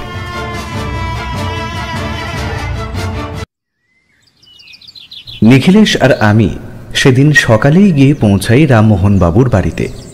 রামমোহন বাবুর বাড়িতে ঢুকতেই নিত্যানন্দের সাথে আমাদের দেখা হয়। নিত্যানন্দের মুখে একটা শোকের ছায়া। সে আমাদের দেখে এগিয়ে এসে বলে, বাবু, আমাদের মনুকে কে যেন মেরে রেখে গেছে ওই পাঁচিলের ওপাশে। খবরটা আমি পেয়েছি নিত্যানন্দ, কিন্তু এমন কাজ কে করতে পারে বলে তোমার মনে হয়? বাড়ির বাইরে থেকে কেউ ভেতরে ঢুকে পাখিটাকে ওভাবে নিয়ে গেল, আর পাখিটা চিৎকার করলো না? তোমরা তো বলো পাখিটা নাকি কথাও বলতে পারে। এটাই তো বুঝতে পারছি না বাবু। বাইরের কোনো লোক ওর খাঁচার সামনে গিয়ে দাঁড়ালে ও চেঁচাতে শুরু করে, ওর গায়ে হাত দেওয়া তো দূরের কথা। নিখিলেশ কিছু একটা ভেবে চলেছিল, তাই সেভাবেই বলল, আচ্ছা নিত্যানন্দ, পাখিটার মৃতদেহটা প্রথম কে দেখেছে? পাঁচিলের উপারে জঙ্গল মতো জায়গাটার পাশে একটা খেলার মাঠ রয়েছে। ও পাশের পাড়ার ছেলেরা খেলতে এসেছিল, খেলতে খেলতেই তাদের বলটা এপাশে চলে আসায় খুঁজতে এসে মৃতদেহটা দেখতে পায়। তারপর তাদের চেঁচামেচি শুনে আমি ওই পাঁচিলের কাছে গিয়ে দাঁড়াই। সবটা শুনে আমি তাড়াতাড়ি এসে বাবুকে ডেকে নিয়ে যাই। বাবু তো মৃতদেহটা দেখেই চেঁচামেচি শুরু করে দিয়েছিল। কোনো রকমে তাকে শান্ত করে বাড়িতে আনা হয়েছে, মৃতদেহটাও তুলে রাখা হয়েছে। বাহ, এটা খুব ভালো কাজ করেছো। তবে নিশ্চয়ই মৃতদেহটা অনেক দিনের পুরনো। দেখে তো তাই মনে হচ্ছে, গোটা শরীরটা কেমন যেন কালচে হয়ে গেছে। এখানে ওখানে কুকুর বিড়ালের মাংস খুব লেগেছে। বাবু, দেখে চেনাই যায় না আমাদের মনু বলে। তবে মনুর গলায় একটা রবারের গোল মালার মতো ছিল, ওটা বাবু নিজেই পরিয়ে দিয়েছিল, সেটা দেখেই চেনা গেছে। আমাদের আর কোনো কথা হলো না। নিখিলেশকে নিয়ে নিত্যানন্দ বাড়ির পেছনের দিকের একটা জায়গায় গিয়ে দাঁড়ালো। সেখানে একটা কাপড়ে কিছু একটা রাখা রয়েছে। সেখানে এসে দাঁড়াতেই কেমন একটা বীভৎস পচা গন্ধ পাওয়া গেল। আমি বাধ্য হয়ে নাকে রুমাল দিলাম। নিখিলেশ রুমাল বার করে নাকে দিল, তবে এগিয়ে গিয়ে নিত্যানন্দকে বলল, এবার কাপড়টা খোলো তো দেখি। নিত্যানন্দ গামছাটা নাকে চাপা দিয়ে কাপড়টা খুলে ধরল, আর দেখতে পেলাম একটা পাখির মৃতদেহ কালচে হয়ে পড়ে রয়েছে। তার দুটো চোখ কেমন যেন সাদাটে হয়ে গেছে। দেখেই বোঝা যায় অনেকদিন আগে মারা গেছে, পচে গলে ঢোল হয়ে গেছে। তাছাড়া এখানে ওখানে কত চিহ্ন। নিখিলেশের কিন্তু দেখলাম নাকে রুমাল চাপা দিয়ে ভালো করে পাখিটার একদম কাছে এগিয়ে গিয়ে দেখতে লাগলো। তারপর বলল, দেখে মনে হচ্ছে পাখিটার গলাটা মুচড়ে মারা হয়েছে। ভালো করে দেখলে বোঝা যাবে গলাটা একপাশে ঘোরানো রয়েছে। বড়ই নৃশংসভাবে মারা হয়েছে। নিত্যানন্দ, তুমি ঘরে যাও, গিয়ে তোমার দিদিমণি কিংবা বাবু যে আছে তাকে বলো আমরা এসেছি। নিত্যানন্দ বাড়ির ভেতরে চলে গেল। আমি আর নিখিলেশ সেই মরা পাখিটার কাছে দাঁড়িয়ে রইলাম। আমি এবারে বললাম, আমার কিন্তু মনে হয়েছিল পাখিটা নিজে থেকেই উড়ে চলে গেছে, তবে এখন তো সেটা আর মনে হচ্ছে না। আরো একটা নতুন সমস্যা হলো অমরজিৎ, পাখিটাকে খুন করলো কে? আর যে খুন করলো তাকে কি পাখিটা চিনতো? কাবেরী দত্ত আমাদের পাশে এসে দাঁড়িয়ে নিত্যানন্দের উদ্দেশ্যে বললেন, পাখিটা আবার কাপড়ের মধ্যে রাখো, বিকেলের দিকে না হয় আমি পুড়িয়ে দেব। আচ্ছা নিখিলেশ বাবু, আপনারা যদি ঘরে এসে বসতেন। নিখিলেশ তখন পাঁচিলের দিকে এক দৃষ্টিতে দেখে চলেছে, যেন কিছু একটা খুঁজে চলেছে। সেই দিকে তাকিয়ে নিখিলেশ বলে, ঘরে গিয়ে বসাই যায় কাবেরী দেবী, কিন্তু পাখিটার মৃত্যুর কথা শুনে আপনার স্বামীর প্রতিক্রিয়া কেমন ছিল? সে বেশ উত্তেজিত হয়ে পড়েছিলেন। তারপর অতি কষ্টে তাকে সামলানো গেছে, নিজের ঘরেই আছেন এখন। পাখিটাকে সব থেকে বেশি ভালো বোধ হয় আপনার স্বামী বাঁচতেন, তাই না?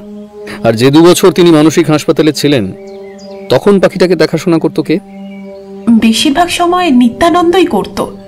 মাঝে মাঝে আমি তাকে ছোলা খেতে দিতাম। তাছাড়া খাঁচার দরজা খুলে ওকে মাঝে মাঝে ঘরে ছেড়েও রাখা হতো। ও কোথাও যে চলে যাবে তেমন ভয় ছিল না, কোথাও গেলে আবার ফিরে আসতো। আমার বিয়ের রসময়ও পাখিটাকে খুব ভালোবাসতো। সেই লোকটা, মানে যেই লোকটাকে আপনার মেয়ে দেখেছিল, সে এর মধ্যে কি আপনাদের বাড়ির কাছাকাছি এসেছিল? কাবেরী দেবীর মুখ যেন আরো বেশি রহস্যময় হয়ে উঠল। একটা কথা মনে হচ্ছে নিখিলেশ বাবু, তবে আপনি সেটা মানতে চাইবেন কিনা আমি জানি না। আমার মনে হয় ওই পাখিটাকে আমার স্বামী খুন করেছে। কাবেরী দেবীর কথায় আমি অবাক হয়ে গেলাম, কিন্তু অবাক হয়ে দেখলাম নিখিলেশের মুখ আগের মতোই চিন্তামগ্ন রয়েছে। সে নিতান্তই তাচ্ছিল্যের সাথে বলে উঠল, সেটাই আমি জানি কাবেরী দেবী, কিন্তু আমার প্রশ্ন সেটা নয়। আমার প্রশ্ন হলো, হঠাৎ করে তিনি কেন পাখিটাকে অমন নৃশংসভাবে খুন করতে গেলেন, যেখানে তিনি পাখিটাকে এত ভালোবাসতেন?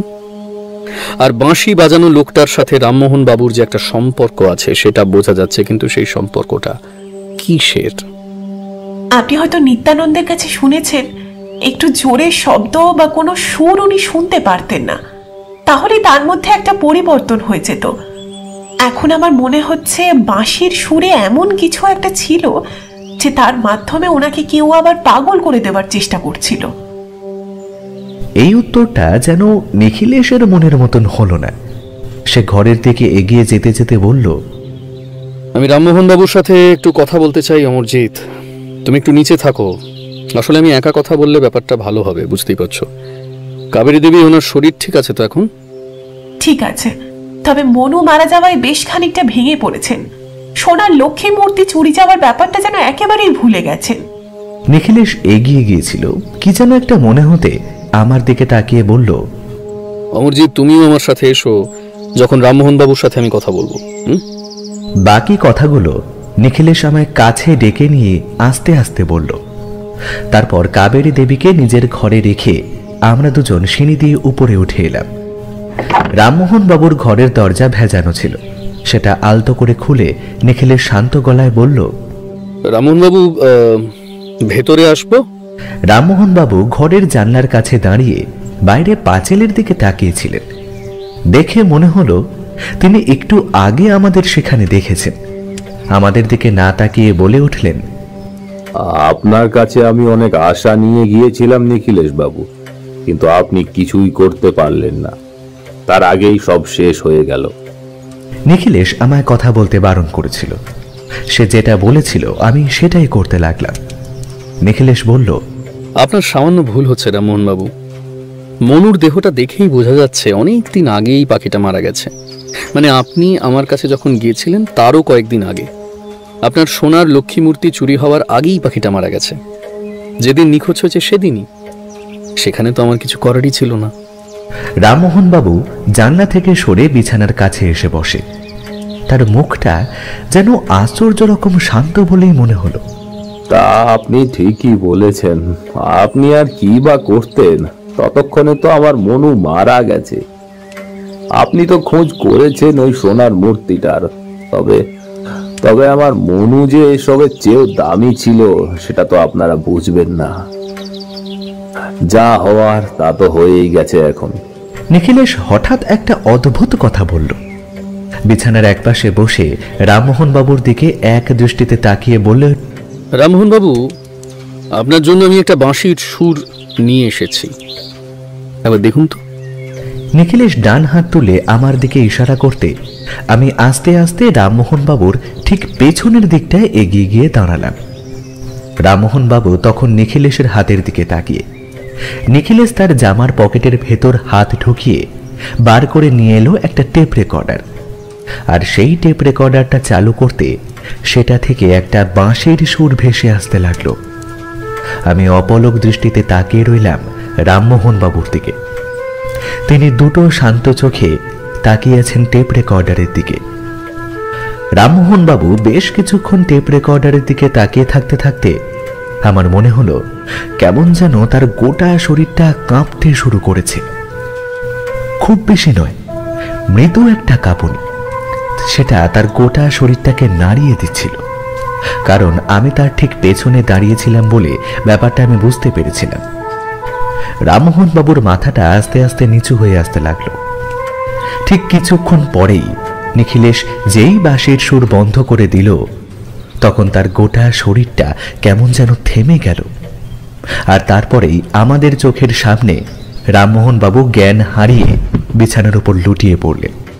আমি পেছনের দিকে দাঁড়িয়েছিলাম বলে এর বেশি আর কিছুই দেখতে পাইনি। নিখিলেশের মুখটা কেমন গম্ভীর হয়ে গেল। নিখিলেশ উঠে দাঁড়িয়ে বলল, অমরজিৎ, রামমোহন বাবুকে বাড়িতে রাখাটা ঠিক হবে না। ওই পাখিটার মৃত্যু রামমোহন বাবুর উপরে কিন্তু অনেক বেশি মানসিক চাপ ফেলেছে। তাই যে কোনো মুহূর্তে তার মানসিক রোগ আবার নতুন করে দেখা দিতে পারে। এ ব্যাপারে কথা বলা দরকার। চলো এক্ষুনি ঘর থেকে আমাদের চলে যেতে হবে। কথাটা বলে নিখিলেশ দরজার কাছে এগিয়ে গেছে। আমিও এগিয়ে গেছি। হঠাৎ করেই পেছনের দিক থেকে যেন একটা গর্জন শুনতে পেলাম। আর তাকিয়ে যেটা দেখতে পেলাম তাতে প্রবল ভয় পেয়ে গেলাম।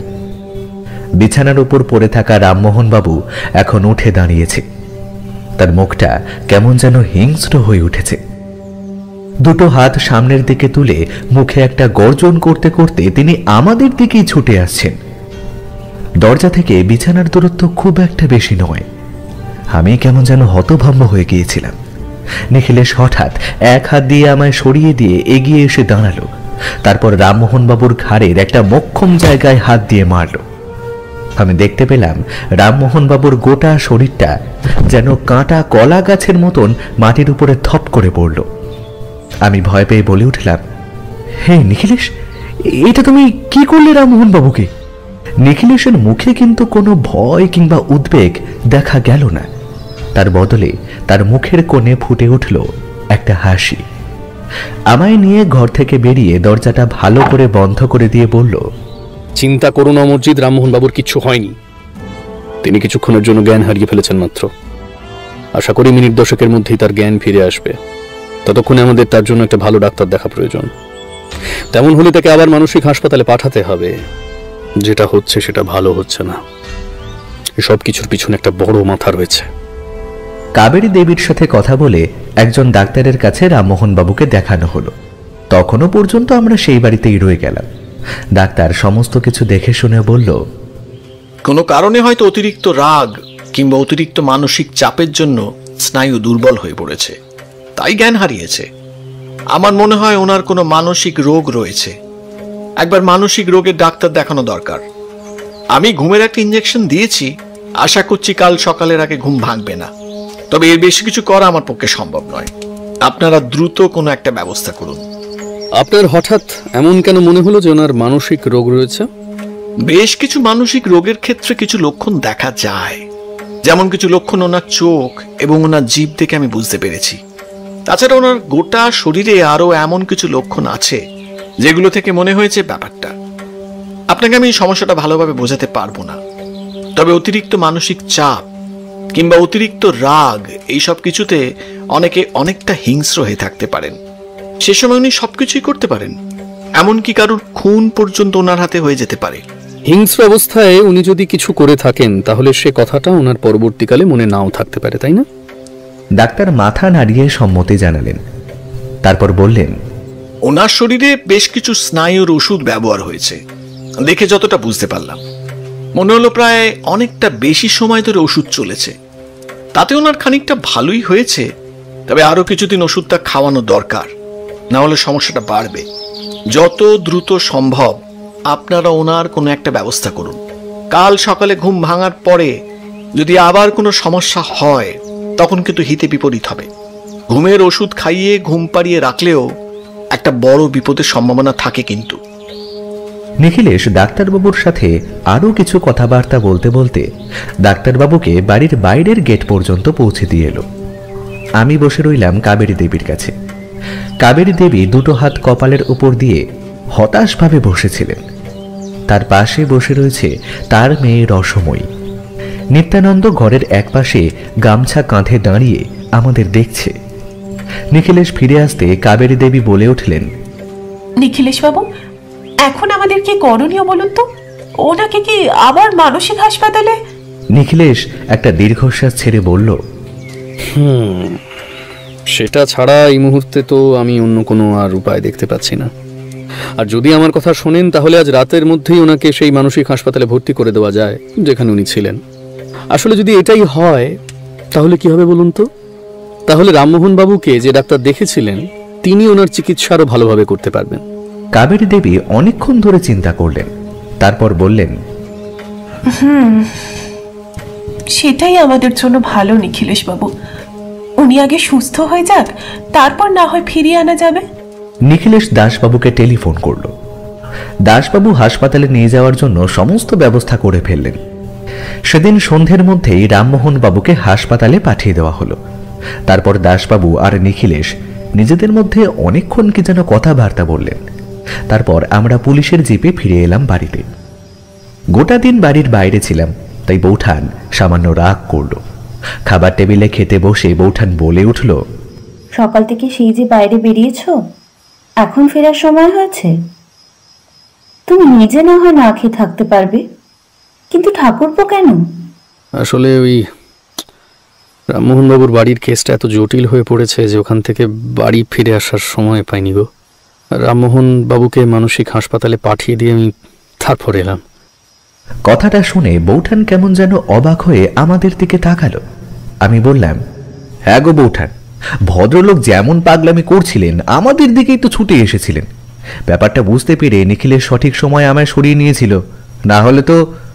সেই যে সোনার লক্ষ্মী মূর্তির আর বাড়ির ময়না পাখি চুরি যাওয়ার সেই ব্যাপারটা না, সেই ব্যাপারটা এখনো সমাধান হয়নি। বেশ একরকম ব্যাপারটা শেষ করে ফেলেছিলাম। তার মধ্যে আজ সকালে ওই হারিয়ে যাওয়া ময়না পাখিটার মৃতদেহ বাড়ির পাঁচিলের ওপাশে পাওয়া গেছে। দেখে বোঝা যাচ্ছে বেশ কয়েকদিন আগের। এবার সমস্যা হলো, অন্য কেউ যদি পাখিটাকে খাঁচা থেকে বার করে তাহলে পাখিটা চুপচাপ রইল কেন? তার মানে এমনটাই হয়েছে যে পাখিটাকে অন্য কেউ বার করেনি। পাখিটার চেনা কেউ খাঁচা থেকে বার করেছে, তাই সে আর সন্দেহ করেনি। আমার সেটাই মনে হচ্ছে। আমার মনে হচ্ছে রামমোহন বাবু নিজেই কাজটা করেছেন, তবে এক্ষেত্রে তিনি সজ্ঞানে কাজটা করেননি। সেখানেই আমার সবচেয়ে বড় খটকা। রামমোহন বাবু কিংবা ওই বাড়ির কারোর ক্ষেত্রে কাজটা করা সব থেকে সহজ ছিল কিন্তু নিখিলেশ। কিন্তু রামমোহন বাবু এই কাজটা করে থাকলে তার মনে নেই যখন, তার মানে এমন কোনো অবস্থার মধ্যে তিনি কাজটা করেছিলেন যে সময় তার মানসিক অবস্থা সঠিক ছিল না। কিন্তু হঠাৎ করে তার মানসিক অবস্থার এমন পরিবর্তন হলো কি করে? আর যদি সেটাই হয় তাহলে তো তিনি চিৎকার চেঁচামেচি করবেন। সেই সময় বাড়ির কারোর ঘুম নিশ্চয়ই ভেঙে থাকবে। নিখিলেশ চিন্তিত মুখে ভাতের থালায় হাত রেখে বলল, ওটাই খুঁজে বার করতে হবে মজিদ, আর তার জন্যই আমায় একটা পরিকল্পনা করতে হয়েছে। আশা করি কাল সকালে আমি নিশ্চয়ই ব্যাপারে কিছু না কিছু একটা করতে পারবো, জানাতে পারবো। নিখিলেশের মুখে সামান্য হাসি দেখা গেল। আমি বুঝতে পারলাম নিখিলেশ এমন কিছু একটা বুঝতে পেরেছে যেটা এই কেসে আমাদের সাহায্য করবে। কিন্তু সেটা কি, সেটা আমি এখনো পর্যন্ত বুঝতে পারিনি।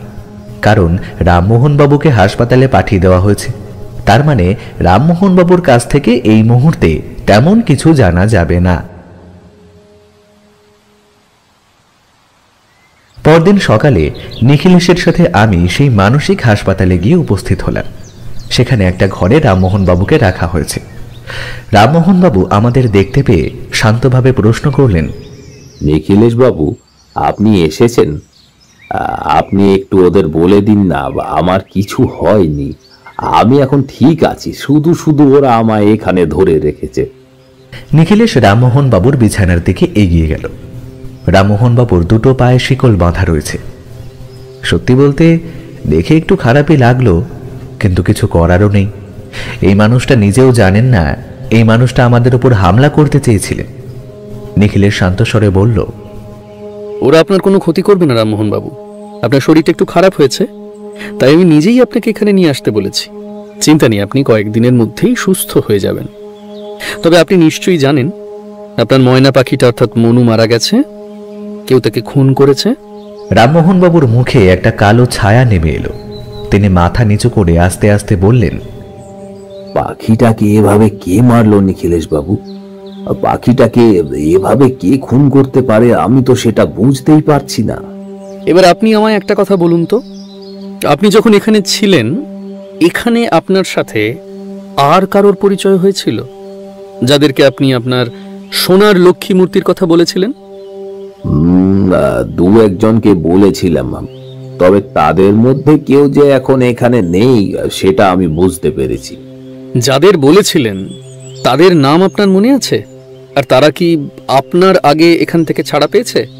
রামমোহন বাবু মাথা নাড়িয়ে সম্মতি জানিয়ে বললেন, হ্যাঁ হ্যাঁ হ্যাঁ, একজনের নাম ছিল মৃণাল বর্মন, আরেকজনের নাম ছিল রবিন হালদার। তবে তারা সবাই আমার আগেই ছাড়া পেয়ে গিয়েছিল। নিখিলেশ কি যেন ভাবল, তারপর আরেকটা প্রশ্ন করল, এই সোনার লক্ষ্মী মূর্তিটা পাশের ঘরে আলমারিতে ঠিক কোথায় থাকতো সেটা নিশ্চয়ই আপনি জানতেন? হ্যাঁ, আমি জানতাম, তবে আমার মনে হয় আমি শুধু শুধু নিত্যানন্দকে আর আমার বাড়ির লোকদের সন্দেহ করেছিলাম। ওরা মূর্তিটা চুরি করেনি। তাছাড়া ওরা আমার মনুকে সকলেই ভালোবাসত।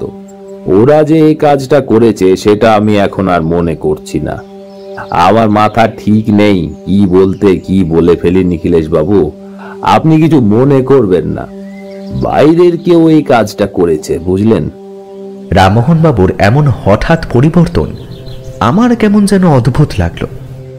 নিখিলেশ যেন মনে মনে খুশি হয়েছে, সেভাবেই বলল, আমার মনে হচ্ছে আপনি অনেকটা স্বাভাবিক হয়ে গেছেন। আশা করি আপনাকে দিন দুয়েকের বেশি এখানে আটকে রাখার প্রয়োজন হবে না। খুব তাড়াতাড়ি আপনি ছাড়া পেয়ে যাবেন। তবে একটা কথা বলুন তো আমায়, যে ডাক্তার আপনাকে দেখেছিলেন এখনো কি সেই ডাক্তারই আপনাকে দেখছেন? রামমোহন বাবু এই কথার উত্তর দিতে পারলেন না। তিনি বোধহয় মনে করতে পারছেন না ব্যাপারটা। আমরা রামমোহন বাবুর বিছানা ছেড়ে বাইরের দিকে চলে এলাম। দাসবাবু যার সাথে নিখিলেশের পরিচয় করিয়ে দিয়েছিল সেই ডাক্তারের সাথে নিখিলেশ দেখা করল। ডাক্তারের সাথে অনেকক্ষণ ধরে কি যেন কথাবার্তা হলো। তার কিছুই আমি শুনতে পেলাম না, কারণ আমি একটা ঘরে বসেছিলাম। ডাক্তারবাবুর সাথে নিখিলেশ ঘরের বাইরে থেকে দাঁড়িয়ে কথাবার্তা বলছিল। তারপর ঘরে ঢুকতে ঢুকতে ডাক্তার বললেন, আপনি কোনো চিন্তা করবেন না নিখিলেশ বাবু, আমি এই সমস্ত ব্যাপারটা আপনার কথা মতোই করছি। আমি সব দিকটাই খেয়াল রাখ, তবে আমার মনে হয় আপনি অকারণে ওনাকে সন্দেহ করছেন। সঠিক কোনো প্রমাণ না পাওয়া পর্যন্ত আমার সকলকেই সন্দেহ করতে হবে। তবে অকারণে যে আমি ওনাকে সন্দেহ করছি সেটা ঠিক নয়, আপনি সেটা পরে বুঝতে পারবেন। এখন আপনি শুধু আমার কথা মতো কাজটা করুন। আর একটা কথা, আমাকে একটু ভেবে বলুন তো, রামমোহন বাবুর সাথে এখানে যে দুজন ছিলেন তাদের একজনের নাম মৃণাল বর্মন, আরেকজনের নাম রবিন হালদার। এদের মধ্যে কেউ বাঁশি বাজাতে পারত? কথাটা শুনে ডাক্তারবাবু কেমন যেন অবাক হয়ে গেলেন। আর তখনই আমি বুঝতে পারলাম এই ডাক্তারকেই আমি আগের দিন রামমোহন বাবুর বাড়িতে দেখেছিলাম। তার মানে ডাক্তারবাবু নিখিলেশের কথাতে ওখানে গিয়েছিলেন, কিন্তু নিখিলেশ কি করতে চাইছে সেটা আমি বুঝতে পারলাম না। হাসপাতালের রেকর্ড থেকে মৃণাল বর্মন আর রবিন হালদারের বাড়ির ঠিকানা খুঁজে পাওয়া গেল।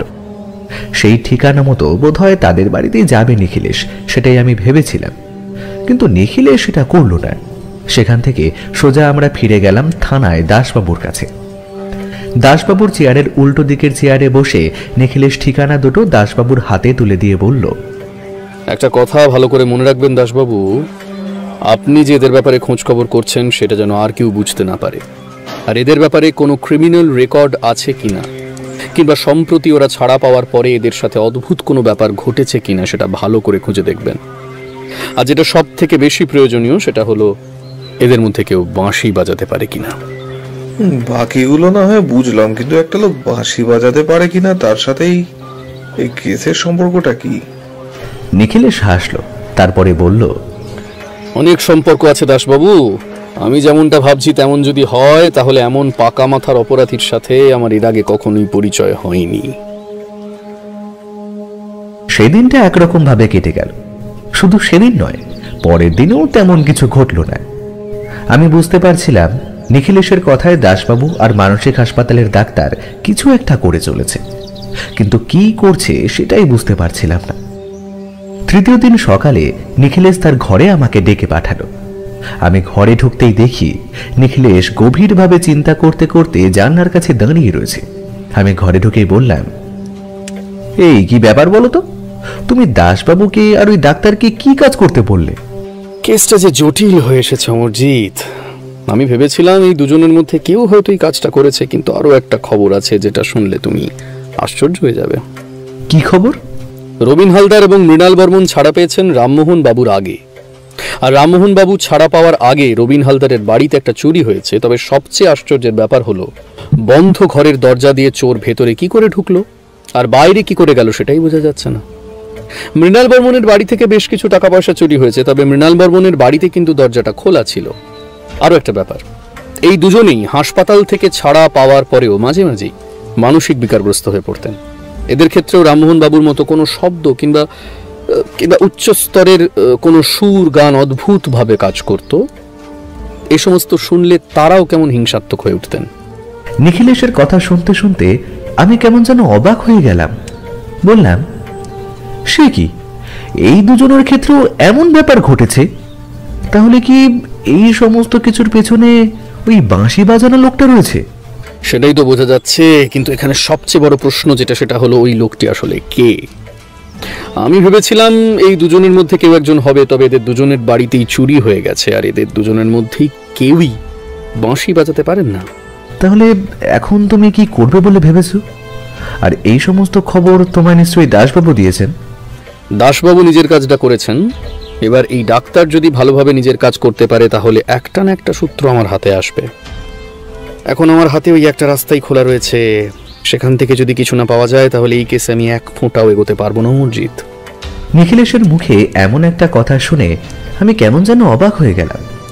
সত্যি বলতে আমিও এই কেসে এখনো পর্যন্ত কিছুই বুঝে উঠতে পারিনি, তাও নিখিলেশ এতটা আন্দাজ করতে পেরেছিল। তাই বললাম, কিন্তু অপরাধী যে কে তাকে তো এখনো পর্যন্ত শনাক্ত করা গেল না, তাহলে এবার কি হবে? এবারই তো হবে আসল খেলা অমরজিৎ। রামমোহন বাবু আর তার ওই দুই চেনা বন্ধুর সাথে আরো একজন ছিলেন এই মানসিক হাসপাতালে। তিনি সর্বপ্রথম এখান থেকে ছাড়া পেয়েছেন, তবে তার সাথে বাকিদের সম্পর্ক খুব একটা ভালো ছিল না। সব থেকে বড় কথা হলো তিনি কিন্তু বাঁশি বাজাতে পারতেন। আমি অবাক হয়ে নিখিলেশের দিকে তাকিয়ে বললাম, সে কে? রহস্যময় হাসি হেসে নিখিলেশ আমার দিকে তাকিয়ে বলল, কাল যখন তার বাড়িতে যাব তখন না হয় তুমি ব্যাপারটা জানতে পারবে। তার আগে অপেক্ষা করো মুরজিদ, অপেক্ষা করো।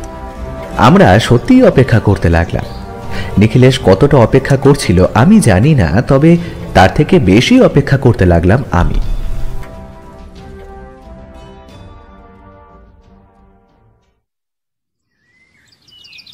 পরদিন সকালে আমি আর নিখিলেশ গিয়ে পৌঁছলাম সেই ভদ্রলোকের বাড়িতে, যাকে রামমোহন বাবু এবং বাকি দুজনের সাথে একই সময় ওই মানসিক হাসপাতালে ভর্তি করা হয়েছিল। ভদ্রলোকের বাড়িতে পৌঁছে তার স্ত্রীর সাথে আমাদের দেখা হলো এবং তার স্ত্রীকে দেখেই প্রথম ধাক্কাটা আমি এবং নিখিলেশ খেলাম। তার পরনে বিধবাদের মতন সাদা রঙের শাড়ি। নিখিলেশ দরজার কাছে গিয়ে কড়া নাড়তে ভদ্রমহিলা এগিয়ে এসে দরজা খুলে বললেন, ক্ষমা করবেন, কাকে চাই আপনার? এটা সমরেশ সান্যালের বাড়ি। হ্যাঁ, আমি ওনার স্ত্রী বলছি, কিন্তু আপনারা কে? আপনাদের তো ঠিক চিনতে পারলাম না। আমরা পুলিশের লোক। বিশেষ একটা কেসে আমরা সমরেশ বাবুর সাথে কথা বলতে এখানে এসেছি। যদি আপনি একবার সমরেশ বাবুকে। কথাটা বলতে বলতে থেমে গেল। আসলে নিখিলেশ বোধহয় ব্যাপারটা প্রথমে বুঝতে পারেনি, আমি বুঝতে পেরেছিলাম। এবারে নিখিলেশ বলল, সমরেশ বাবু কি তাহলে